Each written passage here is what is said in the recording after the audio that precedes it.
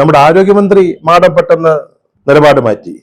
വളരെ സത്യസന്ധനായ ഡോക്ടറാണ്, തന്റെ മുമ്പിൽ വരുന്ന രോഗികളെ പ്രിയപ്പെട്ടവരായിട്ട് കാണുന്ന ആളാണ്, കഠിനാധ്വാനിയാണ് എന്നൊക്കെ ഇദ്ദേഹത്തിന് സർട്ടിഫിക്കറ്റ് കൊടുത്തിട്ടുണ്ട്. അത് വേറെ പണി കൊടുക്കുന്നതിന്റെ ഒരു തുടക്കമാണോ അതിന്റെ ആരംഭമാണോ നമുക്കറിയത്തില്ല.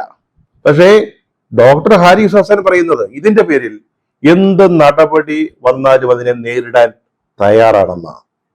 ഇങ്ങനെ 5, 10, 100 ഡോക്ടർമാര് മെഡിക്കൽ കോളേജുകളിലും സർക്കാർ സംവിധാനങ്ങളിലും ഉണ്ടായിരുന്നുവെങ്കിൽ നമ്മുടെ ഈ ചികിത്സാ രംഗം വലിയ തോതിൽ മാറുമായിരുന്നു.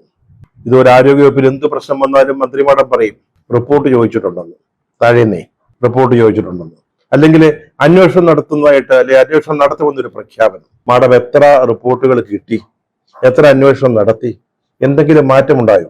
മാഡം വ്യക്തിപരമായിട്ട് വളരെ ഇഷ്ടമുള്ളത് കൊണ്ട് ദുഃഖത്തോടു കൂടി പറയുക, ഇത് നടത്തിക്കൊണ്ട് വയ്യെങ്കിൽ വെച്ചിട്ട് പോണം, അതാ നല്ലത്.